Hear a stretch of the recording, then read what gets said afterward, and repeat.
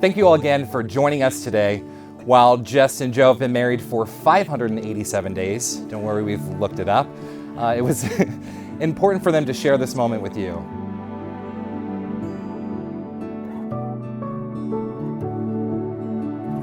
They got married on December 20th, 2020 in their living room, and unfortunately, all of you were unable to make it.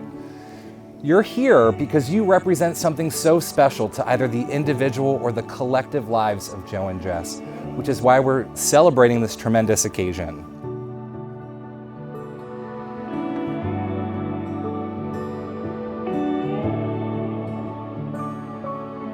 You know, the most remarkable point of life is when you find someone that completes you. Someone that makes you see the world as a beautiful, wonderful, magical place. Someone that you have such a deep bond with that it transcends normal relationships. And that's what we have here.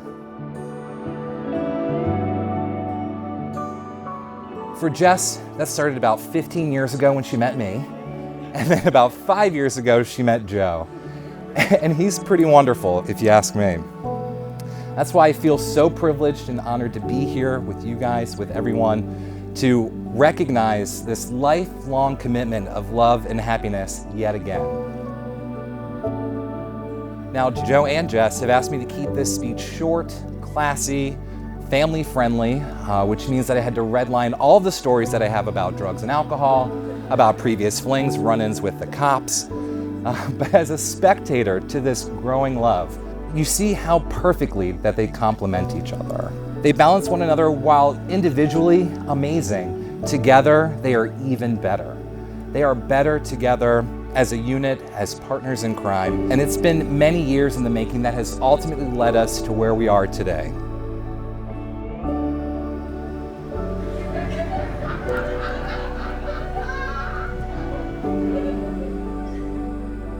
We're gathered to witness Joe and Jess as they renew their vows of marriage. Now, marriage isn't something that you should just enter lightly, but rather thoughtfully and seriously, but not too seriously, with a deep realization of the obligations and responsibilities therein.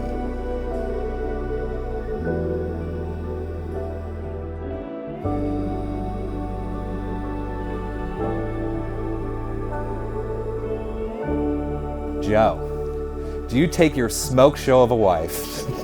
Do you promise to love, honor, cherish, and protect her, support her, laugh with her, and always say, "my wife," in that Borat voice whenever it's appropriate? I do. Yes. And Jess, do you take this hottie of a husband? Do you promise to love, honor, cherish, and protect him, support him, laugh with him, and watch Jurassic Park for the 11th time this week? I absolutely do.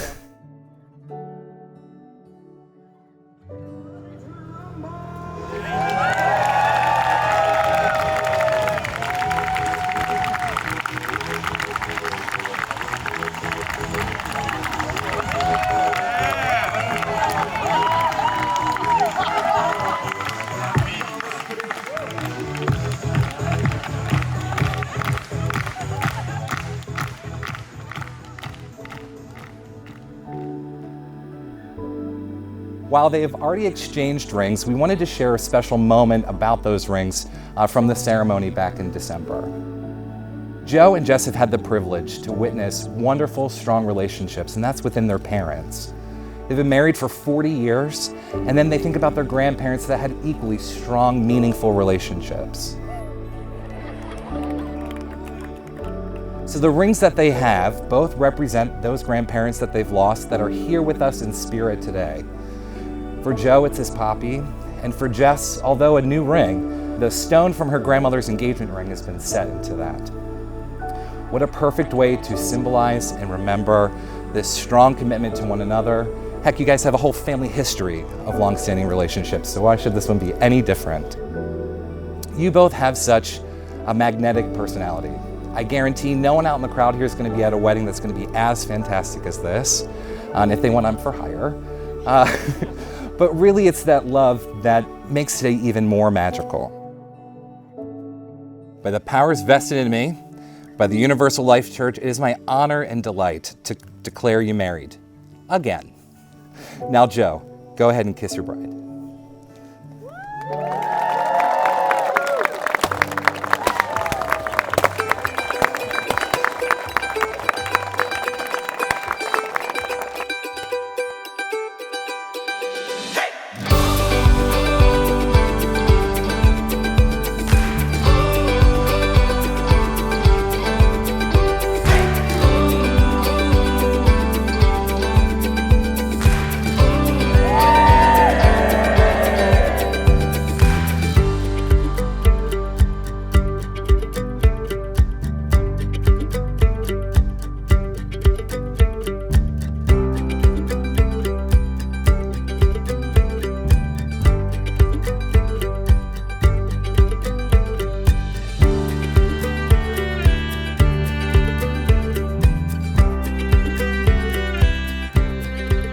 So to set the stage a little bit, I wanted to just discuss how I got up here.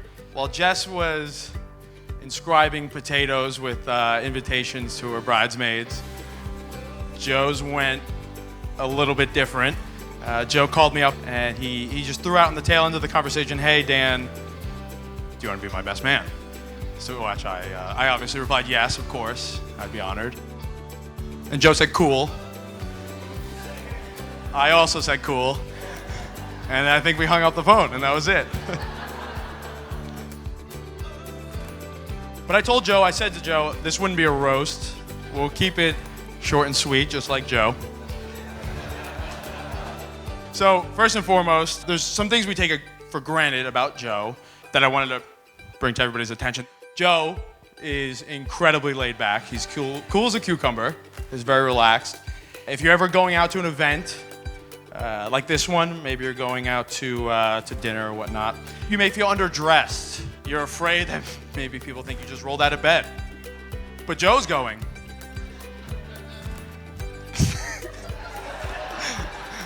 Not yet, Joe, not yet.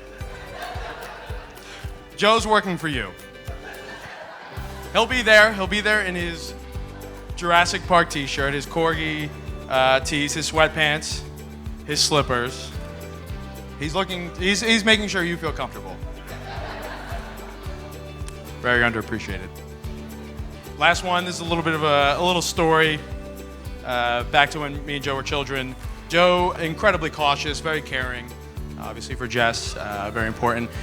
But just always been a caring individual, caring brother. When we were toddlers, Joe and I used to jump off the top of the couch like little wrestlers off the top ropes. And Joe insisted we lay down all the pillows, all of the couch cushions to make sure that we were safe, which I respect. He doubled up one day and said, "Dan, I want you to slide underneath those couch cushions to make sure he's safe." And Joe jumps off, obviously doesn't damage his little boyish ankles, and he simultaneously breaks my wrist. All right, so Joe's always been a hero of mine, obviously, and all right. So while writing this, my dad said to me, actually, I was practicing a little bit, and my dad goes, "It's okay to say something nice." So here's that part. All right.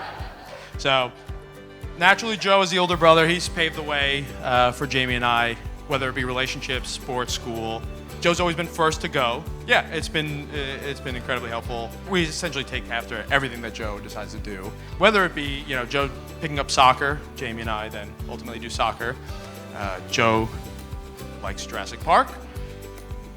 Jamie and I love Jurassic Park, naturally. But yeah, he's ultimately molded our interests, just who we are as an individual, and it's just very special.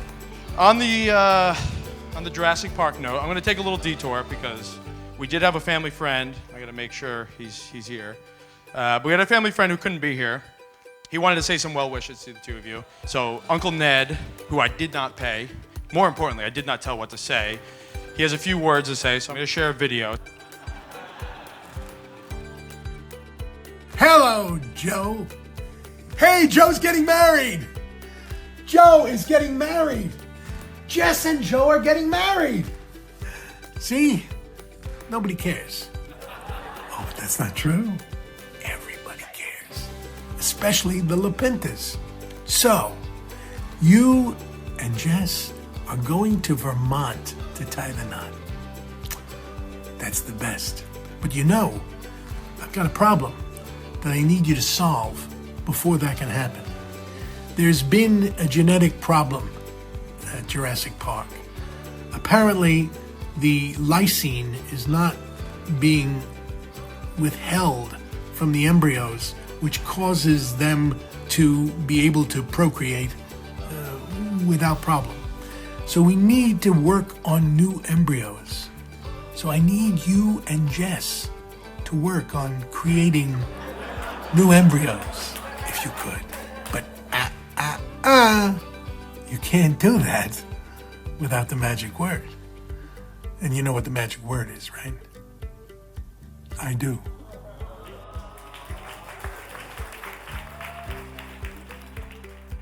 She's funny, she's witty, she's very smart. An incredible setup here, all worked on by Jess.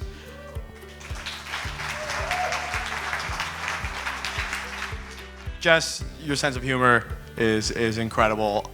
You two mirror each other perfectly, and we've seen it from day one, and it's incredible to see. With that, I ask everybody to raise a glass. Cheers to Joe and Jess.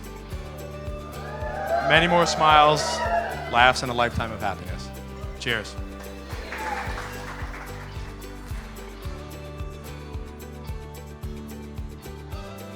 My brother was supposed to do this with me, but he is over there, COVID-ridden, and is outside.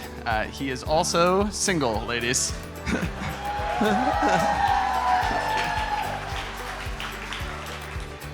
The first time Joe spent Christmas with our family, we were all opening presents, and I opened my present from Jess. On top of the box was a picture of Beats by Dre's headphones, so naturally, I was pretty excited. I opened the present, and inside was 2 cans of Beats with a headband taped together to make a vegetable headband that made it look like headphones. I rolled my eyes a little bit, had a small chuckle. However, Jess was laughing hysterically. I looked over at Joe, and he was not only laughing, but it's possible he was laughing more than Jess. So, in reality, I got a really bad Christmas present that year. But after a bit of reflection, it was actually one of the best presents I could have received. The true gift was really knowing that my sister had found her person, and that person was Joe. Being the oldest sibling isn't always easy, and Jess was certainly a trailblazer in our family. With Jess, my parents had to learn on the fly and learn along the way. And by the time they got to me, I'm not sure if they were just sick of parenting or better parents altogether. Scott and I have made our fair share of interesting decisions, but it would have been way more if not for Jess's path. Without Jess, I too would have put bedazzled rims on the 1998 Geo Prism. Without Jess, I too would have gotten a wrist tattoo of my own name in Hebrew despite not being Jewish. And lastly, without Jess, I too would have attended an animal rights protest at KFC and be the only one who showed up. So while Jess has taught us what not to do, she has also taught us what to do and what is important in life. Jess has always taught us the importance of family, determination, and to never settle. It's usually not a good idea to talk about your own engagement during someone else's wedding speech, but we're gonna give it a try. When I got engaged, I planned a small surprise party for my fiance after I proposed. I told my parents about my plan and asked them to drive 3 hours south to Boston for the surprise. I invited my brother and sister as a courtesy because I knew Scott was busy building his house and Jess lived 6 hours away and had recently had surgery. As I expected, they both said they couldn't make it. After I proposed, I walked into the room for the party and there was my sister. My grandmother and Scott were also there, but they drove with my parents so they don't get as much credit. The first thing I said to my fiance was, I can't believe my sister is here.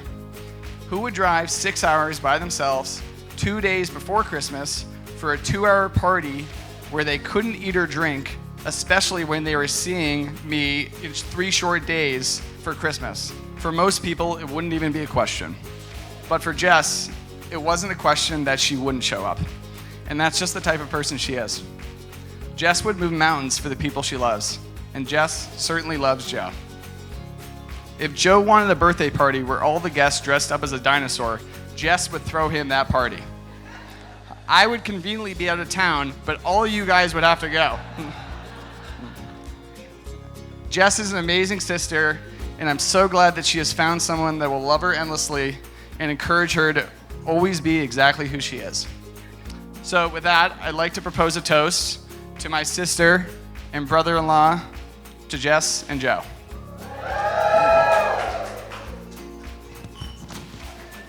When Jess and Joe eloped in their living room of their new home, Joe's brother Dan officiated. Dan said something that really resonated with Brian and I. he talked about how Jess had been a miracle for Joe. Both Brian and I were baffled as we were thinking that, whoa, wait. Joe has been a miracle for Jess. Needless to say, we are so thrilled they have found each other.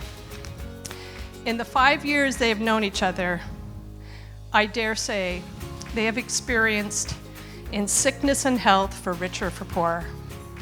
Throughout all this, they've been each other's rock, supporting each other and building a strong foundation for a lifetime of happiness, and I expect a lot of fun. In case you haven't noticed, Jess and Joe have a wonderful sense of humor, which I think will be evident throughout today. We couldn't be more proud of Jess and are thrilled that she has found her life partner. We have enjoyed getting to know the loving LaPinta family and are thrilled to be growing our extended family. Need glasses. May I please ask all of you to raise your glasses as we wish Jess and Joe a lifetime of happiness as we celebrate the wonderful miracle of Jess and Joe.